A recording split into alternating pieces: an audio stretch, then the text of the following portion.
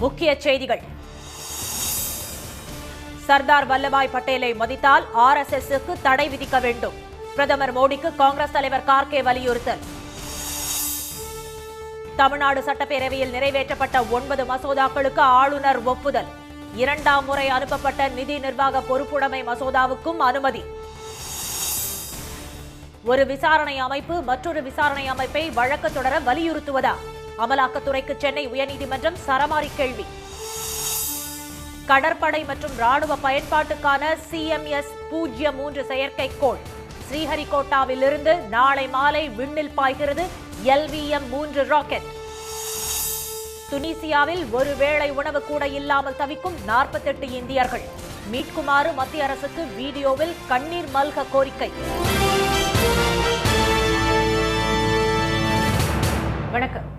வணக்கம். சர்தார் வல்லபாய் பட்டேலின் கருத்துக்களை பிரதமர் திரு மோடி உண்மையிலேயே மதித்தால் RSS அமைப்பிற்கு தடை விதிக்க வேண்டும் என காங்கிரஸ் தலைவர் திரு மல்லிகார்ஜுன கார்கே வலியுறுத்தியுள்ளார். சர்தார் வல்லபாய் பட்டேலின் 150வது பிறந்த நாளை முன்னிட்டு குஜராத்தின் ஏக்தா நகரில் உள்ள அவரது பிரம்மாண்ட சிலைக்கு திரு மோடி நேற்று மலர்களை தூவி மரியாதை செலுத்தினார். சுதந்திரத்திற்கு பிறகு 550க்கும் மேற்பட்ட சமஸ்தானங்களை ஒன்றிணைக்கும் சாத்தியமற்ற பணியை சர்தார் பட்டேல் சாத்தியமாக்கியதாக அவர் பாராட்டு தெரிவித்தார். ஒரே இந்தியா சிறந்த இந்தியா என்ற யோசனை பட்டேலுக்கு மிக முக்கியமானது என்று திரு மோடி கூறினார். இந்நிலையில் டெல்லியில் செய்தியாளர்களிடம் பேசிய திரு மல்லிகார்ஜுன கார்கே நாட்டின் தற்போதைய சட்டம் ஒழுங்கு சீரழிவிற்கு பாஜகவும் RSS அமைப்பும் தான் காரணம் என்று குற்றம் சாட்டினார். காந்தி இறந்ததை அடுத்து RSS தடை செய்யப்பட்டது என்று திரு கார்கே சுட்டிக்காட்டினார். இது தொடர்பாக ஜனசங்கத்தின் தலைவர் ஷியாமா பிரசாத் முகர்ஜிக்கு அப்போதைய மத்திய உள்துறை அமைச்சராக இருந்த வல்லபாய் பட்டேல் 1948ஆம் ஆண்டு பிப்ரவரி 4ஆம் தேதி எழுதிய கடிதத்தில் காந்திஜியின் மரணத்தை அடுத்து RSS உறுப்பினர்கள் மகிழ்ச்சியடைந்து இனிப்பு விநியோகித்ததாக அவர் குற்றம் சாட்டியுள்ளார். இதனால் RSS மீது நடவடிக்கை எடுப்பதை தவிர அரசுக்கு வேறு வழியில்லை என்று பட்டேல் கூறியுள்ளார். RSS மற்றும் இந்து மகாசபையின் செயல்பாடு நாட்டில் உருவாகியுள்ள ஒரு சூழல் காந்திஜியின் படுகொலைக்கு வழிவகுத்தது என்பதை விசாரணை அறிக்கை நிரூபிப்பதாக திரு பட்டேல் குறிப்பிட்டதாக திரு கார்கே குற்றம் சாட்டியுள்ளார். இந்த கடிதத்தை RSS தலைவர் கோல்வால்கருக்கும் பட்டேல் எழுதியுள்ளார். இந்த சூழ்நிலையில் சர்தார் வல்லபாய் பட்டேல் முன்வைத்த கருத்துக்களை திரு மோடி உண்மையிலேயே மதிக்கிறார் என்றால் RSS அமைப்பை அவர் தடை செய்ய வேண்டும் என்று வலியுறுத்தினார். இந்த கருத்து தமது சொந்த கருத்து என்றும் திரு கார்கே கூறினார். தமிழ்நாடு சட்டப்பேரவையில் நிறைவேற்றப்பட்ட 9 மசோதாக்களுக்கு ஆளுநர் திரு RN ரவி ஒப்புதல் அளித்துள்ளார். தமிழக சட்டப்பேரவையின் மழைக்கால கூட்டத்தொடரில் கடந்த மாதம் 14 முதல் 17ஆம் தேதி வரை 4 நாட்கள் நடைபெற்றது. இதில் நிறைவேற்றப்பட்ட 16 சட்ட மசோதாக்கள் ஆளுநரின் ஒப்புதலுக்காக அனுப்பி வைக்கப்பட்டன. இதில் தமிழ்நாடு நிதி நிர்வாக பொறுப்புடைமை மசோதாவுக்கு ஆளுநர் ஒப்புதல் அளித்துள்ளார். இந்த மசோதா முதல் முறையாக கடந்த 2022ஆம் ஆண்டு பிப்ரவரி மாதம் சட்டப்பேரவையில் நிறைவேற்றப்பட்டு ஆளுநரின் ஒப்புதலுக்கு அனுப்பி வைக்கப்பட்டது. அந்த மசோதாவுக்கு ஒப்புதல் அளிக்காமல் ஆளுநர் திருப்பி அனுப்பினார். இன்னும் சில மாதங்களில் தேர்தல் நடைபெற உள்ளதால் அடுத்த நிதியாண்டுக்கும் நிதி ஒதுக்குவது சரியல்ல என அவர் கடிதம் அனுப்பியிருந்தார். இந்நிலையில் ஆளுநரின் கருத்துக்களை நிராகரித்த சட்டப்பேரவை இந்த மழைக்கால கூட்டத்தொடரில் அந்த மசோதா மீண்டும் ஒருமனதாக நிறைவேற்றப்பட்டு ஆளுநர் ஒப்புதலுக்கு அனுப்பி வைக்கப்பட்டது. தற்போது இந்த மசோதாவுக்கு ஆளுநர் திரு RN ரவி ஒப்புதல் அளித்துள்ளார். இது தவிர தமிழ்நாடு நெடுஞ்சாலைகள் திருத்த மசோதா, கடல்சார் வாரியம், தமிழ்நாடு மின் நுகர்வு அல்லது விற்பனை வரி திருத்த மசோதா, தமிழ்நாடு சம்பளம் வழங்கல் திருத்த மசோதா, தமிழ்நாடு நீக்கரவு செய்தல் முதல் மற்றும் 2ஆம் சட்ட முன் வடிவு மசோதா உள்ளிட்ட 9 சட்ட மசோதாக்களுக்கு ஆளுநர் திரு RN ரவி ஒப்புதல் வழங்கியுள்ளார்.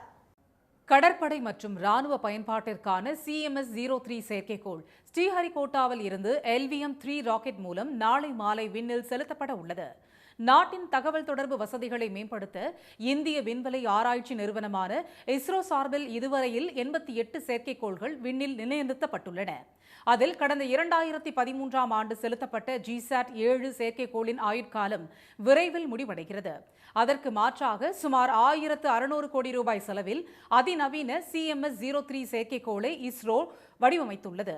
ஆந்திர மாநிலம் ஸ்ரீஹரிகோட்டாவில் உள்ள சதீஷ் தவான் ஏவுதளத்தில் இருந்து LVM-3 ராக்கெட் மூலம் இந்த செயற்கைக்கோள் நாளை மாலை 5:26 மணிக்கு திட்டமிட்டபடி விண்ணில் செலுத்தப்பட உள்ளது. ராக்கெட் ஏவுதளத்திற்கான 24 மணி நேர கவுண்டவுன் இன்று மாலை 5:30 மணி அளவில் தொடங்க உள்ளது. இதையொட்டி இறுதிக்கட்ட பணிகளில் இஸ்ரோ விஞ்ஞானிகள் தீவிரமாக ஈடுபட்டுள்ளனர். CMS-03 தொலைத்தொடர்பு செயற்கைக்கோள் 4410 கிலோ எடை கொண்டது.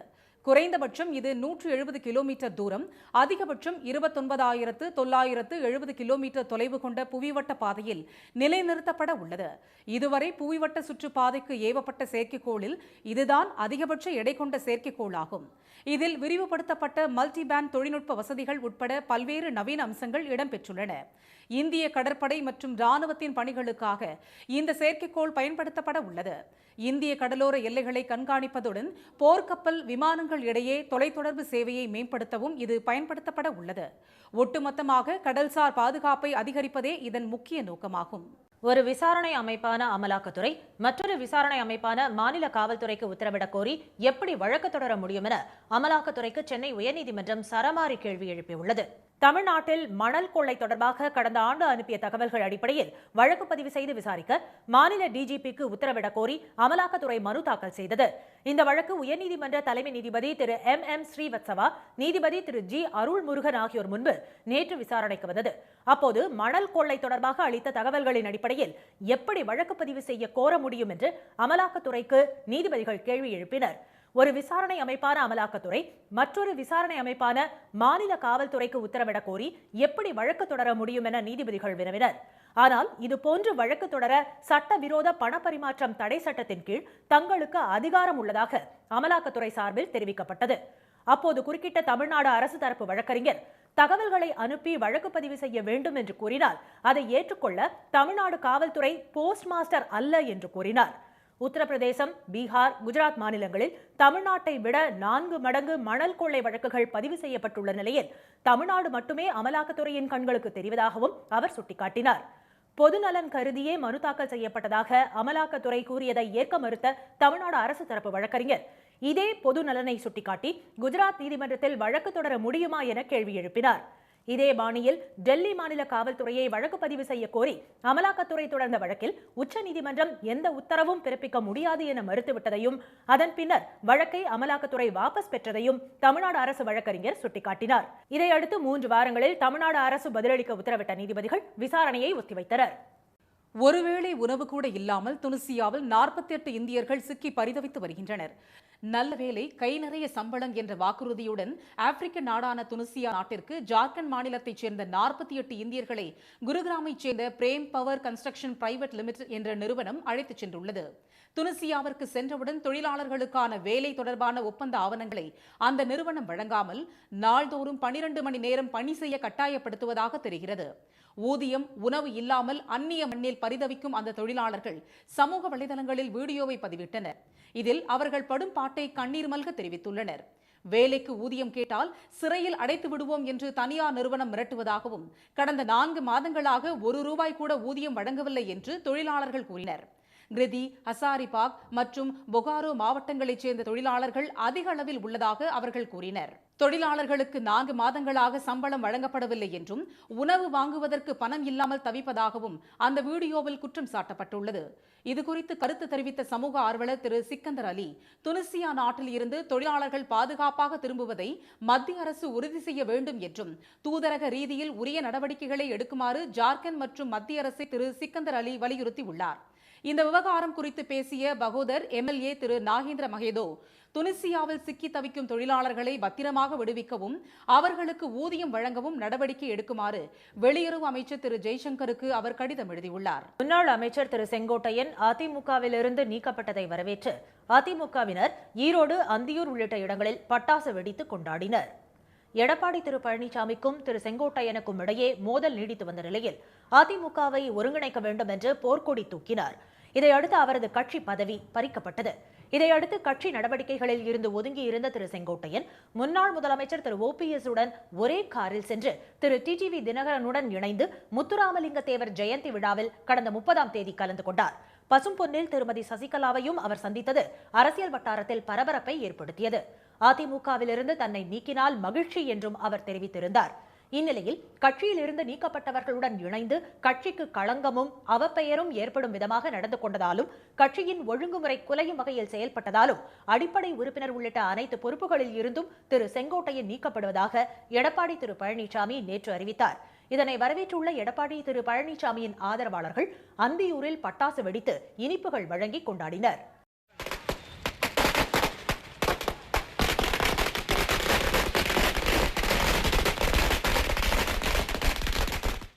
திரு செங்கோட்டையன் கட்சியில் இருந்து நீக்கப்பட்டதை வரவேற்று தூத்துக்குடி, ஈரோட்டிலும் அதிமுகவினர் பட்டாசுகளை வெடித்தும் பொதுமக்களுக்கு இனிப்புகளை வழங்கியும் மகிழ்ச்சியை வெளிப்படுத்தினர்.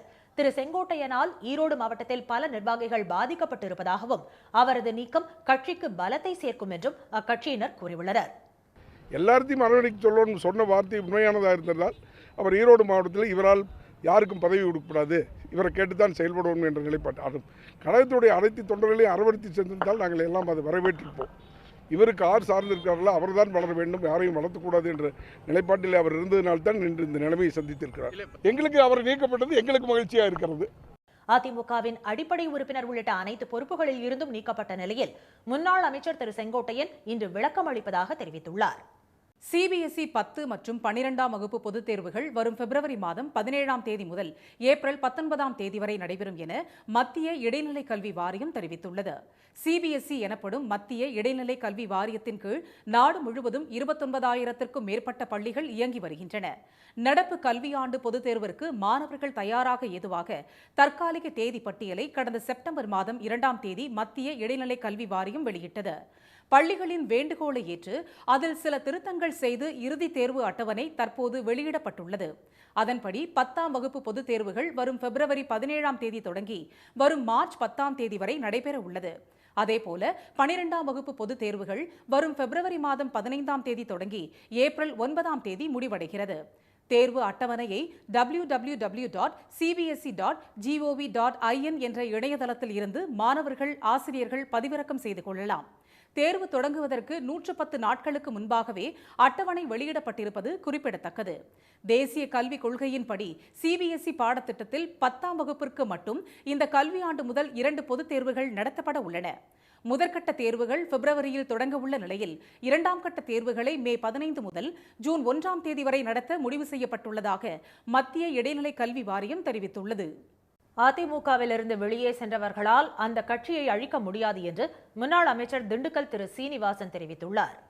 அதிமுகவின் 54வது ஆண்டு விழாவை முன்னிட்டு திண்டுக்கல்லில் நேற்றிரவு பொதுக்கூட்டம் நடைபெற்றது. இதில் பேசிய திரு சீனிவாசன் கட்சி கட்டுப்பாட்டை மீறியதற்காக திரு செங்கோட்டையன் நீக்கப்பட்டுள்ளதாக தெரிவித்தார். கரூரில் நடந்த தாவேகா கூட்டத்தில் உயிரிழந்த 41 பேர் குறித்து ஓய்வு பெற்ற நீதிபதி மற்றும் சிபிஐ தரப்பினர் விசாரணை நடத்தி வருவதால் அதை பற்றி பேசக்கூடாது என்று கருணாநிதி கூறிவிட்டதாக விளறினார். 2017இல் ஆட்சியை காப்பாற்ற பல்வேறு சித்து விளையாட்டுகளை கருணாநிதி செய்ததாக விளறினார். திரு பழனிசாமியின் பெயருக்கு பதிலாக கலைஞர் பெயரை அவர் உச்சரித்தது கூட்டத்தில் இருந்தவர்களை முகம் சுழிக்க வைத்தது. அந்த இரவே ஒரு தனி நீதிபதி போட்டு பேசக்கூடாது, சட்டப்படி நீதிமன்ற விசாரணை இருக்குங்கிற மாதிரி சொல்லிட்டாரு கருணாநிதி. நம்முடைய எடப்பாடி அவர்கள் அதிகாலை அன்னைக்கு காலையிலே போய் எல்லாத்தையும் பார்த்து விசாரிச்சு அவர் தெரிவித்தார். அவர் நைட்டே வந்துட்டாரு நம்ம முதலமைச்சர். திரு டிடிவி தினகரன், திரு பன்னீர்செல்வம் ஆகியோர் தலைக்கு மேல் கத்தி தொங்கி வருவதாகவும் ஜெயலலிதாவின் உதவியாளராக இருந்த திருமதி சசிகலா இங்கு கொள்ளையடித்த பணத்தை வெளிநாடுகளில் குவித்து வைத்துள்ளதாக திரு சீனிவாசன் குற்றம் சாட்டினார். திரு தினகரன், திருமதி சசிகலா குடும்பத்தினர், OPS மற்றும் அவரது மகன்கள் உட்பட அனைவர் மீதும் வழக்கு உள்ளதாக அவர் தெரிவித்தார். திருமதி சசிகலா, திரு டிடிவி தினகரன், திரு OPS மற்றும் புதிதாக சென்றுள்ள திரு செங்கோட்டையன் ஆகியோர் ஒன்று சேர்ந்தாலும் அதிமுகவை அழித்துவிட முடியுமா என்று அவர் கேள்வி எழுப்பினார். எல்லாம் சேர்த்து பார்த்த கடைசியில் தமிழ்நாடு அவங்க வீட்டுக்குள்ளே போய் அவ்வளோ கொள்ளையடிச்சு எல்லாம் வெளிநாட்டில் ஏற்றிருக்காங்க. எல்லாம் கண்டுபிடிச்சு வச்சிருக்காரு மத்திய அரசாங்கம். சும்மா விட மாட்டாங்க. சிறைக்கு போகிற நாள் வெகு தூரத்தில் இல்லை. தினகரன், சசிகலா, அந்த குடும்பம், OPS உட்பட மகன்கள் உட்பட அத்தனை பேர் மீது வழக்கு, வழக்கு, மத்திய வழக்கு. அதிமுகவை அழிக்க வேண்டும் என நினைத்த நெடுஞ்செழியன், ராஜாராம், வீரப்பன் அனைவரும் மீண்டும் அந்த கட்சியிலேயே சரண்டர் ஆனார்கள் என்று திரு சீனிவாசன் தெரிவித்தார். திரு தினகரன், திருமதி சசிகலா, திரு OPS, திரு செங்கோட்டையன் ஆகியோர் ஒன்று சேர்ந்து தனியாக கட்சி ஆரம்பிக்க வேண்டும் என்றும் அவர் கேட்டுக்கொண்டார். காட்டுமன்னார் கோவில் அருகே தனியாருக்கு சொந்தமான மீன் குட்டையில் 100 கிலோ எடை கொண்ட முதலை சிக்கியது பரபரப்பை ஏற்படுத்தியுள்ளது. எடையார் கிராமத்தில் திருமதி விஜயலட்சுமி என்பவருக்கு சொந்தமான மீன் குட்டையில் திடீரென்று பெரிய சத்தம் எழுந்துள்ளது. பின்னர் அங்கு சென்று பார்த்தபோது முதலை ஒன்று இருந்ததை கண்டு அதிர்ச்சி அடைந்தார். உடனடியாக வனத்துறைக்கு தகவல் தெரிவிக்கப்பட்டது. இதனையடுத்து முதலையை பிடிக்கும் குழுவினருடன் அங்கு சென்ற வனத்துறையினர் முதலையை பிடிக்க குளத்தில் இறங்கி வலை வீசி முதலையை தேடினர். பல மணி நேர போராட்டத்திற்கு பின்பு சுமார் 7 அடி நீளமுள்ள 100 கிலோ எடை கொண்ட முதலை சிக்கியது. அதனை லாவகமாக மீட்ட வனத்துறையினர் சிதம்பரம் அருகே உள்ள வக்ராமரி ஏரியில் பாதுகாப்பாக விட்டனர். கூட்டம் கூட்டுவது பெருமை என்கிற அதீத மனநிலை முடிவுக்கு வர வேண்டும் என்று கரூர் கூட்ட நெரிசல் சம்பவம் குறித்து நடிகர் அஜித் குமார் தெரிவித்துள்ளார். கரூர் வேலுசாமிபுரத்தில் கடந்த செப்டம்பர் 27ஆம் தேதி தாவேகா தலைவர் திரு விஜய் சார்பில் நடத்தப்பட்ட பிரச்சார கூட்டத்தில் சிக்கி 41 பேர் உயிரிழந்தனர். நாடு முழுவதும் கடும் அதிர்வலைகளை ஏற்படுத்திய இந்த சம்பவம் குறித்து சிபிஐ விசாரணை நடத்தி வருகிறது. இந்நிலையில் தனியார் தொலைக்காட்சிக்கு பேட்டியளித்த நடிகர் அஜித் குமாரிடம் அது குறித்து கேள்வி கேட்கப்பட்டது. இதற்கு பதிலளித்த அவர், கரூர் கூட்ட நெரிசல் சம்பவத்திற்கு ஒரு தனி நபரை மட்டுமே காரணமாக சொல்ல முடியாது என்றார். தாம் உட்பட அனைவரும் அதற்கு பொறுப்பு எனவும் நடிகர் அஜித் கூறியுள்ளார். ஒரு பெரிய கூட்டத்தை கூட்டி நாம் யார் என்பதை காட்டக்கூடிய சமுதாயமாக மாறிவிட்டோம் என வேதனை தெரிவித்த அவர், கூட்டம் கூட்டுவது பெருமை என்கிற அதீத மனநிலை முடிவுக்கு வர வேண்டும் என்றார். கிரிக்கெட் போட்டியை பார்க்க செல்லும் போது கூட்ட நெரிசல் ஏற்படுவதில்லை என்றும், திரையரங்குகளிலும் சினிமா பிரபலங்கள் நிகழ்ச்சிகளில் மட்டுமே ஏன் ஏற்படுகிறது என்றும் நடிகர் அஜித் குமார் கேள்வி எழுப்பினார்.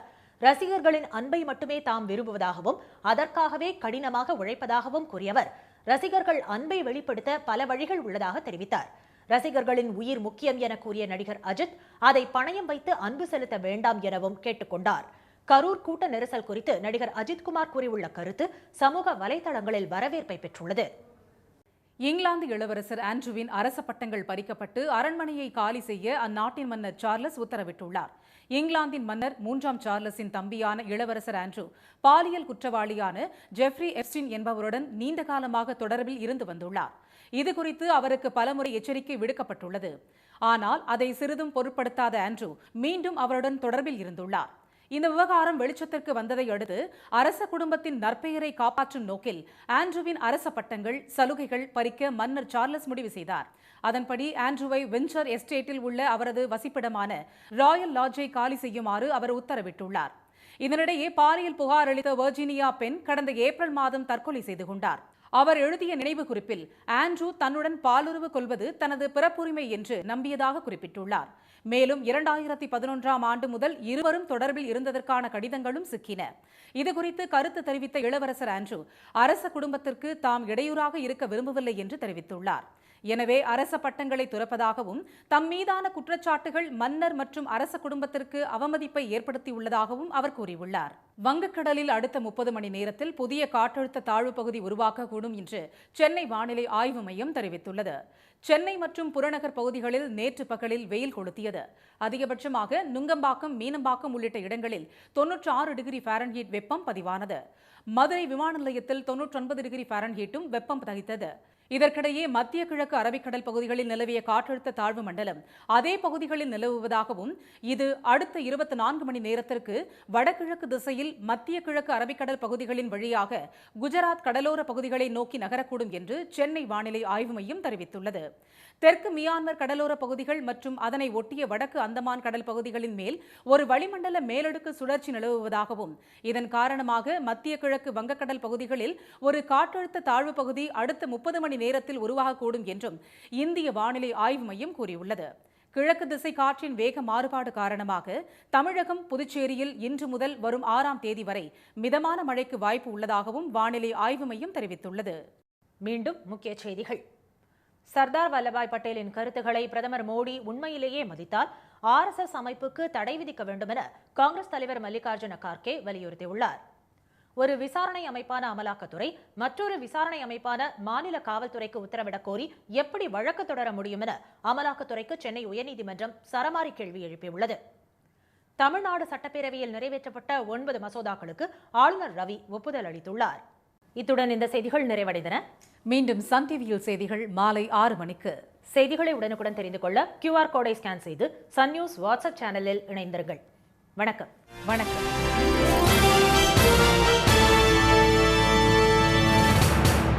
உடனுக்குடன் செய்திகளை தெரிந்து கொள்ள சன் நியூஸ் பெல் ஐகானை கிளிக் பண்ணுங்க.